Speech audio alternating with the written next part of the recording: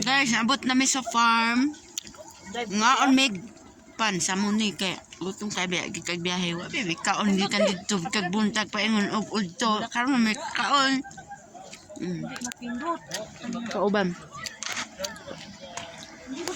Nabi balon.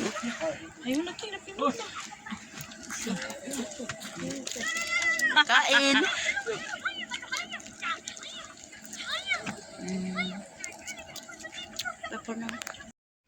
So mao ni guys ilahang bulakan.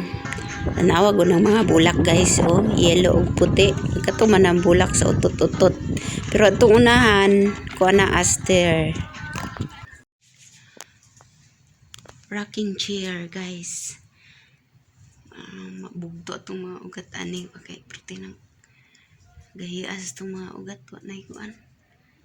Wanay pamasahe. Sa anong tawag nun eh. Wanay masahe ba? Masahe. Nararaking chair.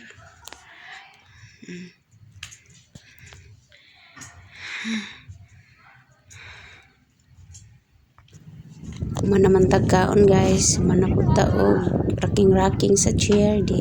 Kaya sa talaglag sa guys tuyok ta dinhi o mauna ang forma na ay mga payag. Muna o gusto kang maarkila din ha guys. Diha ra ka dayon. Aslay hot air balloon kung gusto ka gitugnaw ka. O diha ka sulod sa hot air balloon. Magpainit-init ka. Gamay. Nice gid siya sit up guys. Dako guys sila farm guys. Oy. Dako kaayo guys. Na bulak sa utot-utot guys. Pero as in dili siya baho guys.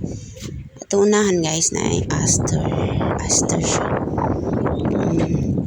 Dako siya kaayo guys. Na yung mga pamilihan, mga pasalubong. Sa diha na yung mga maisnuba. Na ay mga sa diha. Dagan mga laag diha guys.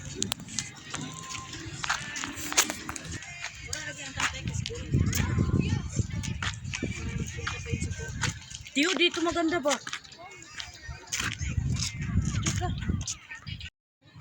Diha guys na ay mga klase-klaseng mga hayop guys na ay ostrich, na ay donkey, na ay kabayo, na ay camel.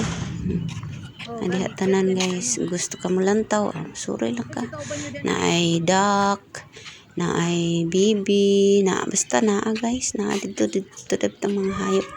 Na ay mga prutas dates, na ay orange, na ay roman, na ay ibon nga mistorya guys. Na diha sulod. Da orange na ay lemon. Nandagko kayo ngaon ni guys kay medyo gutom-gutom man. Po nga diha. Salbar ang kuan ay guto. Thanks for watching.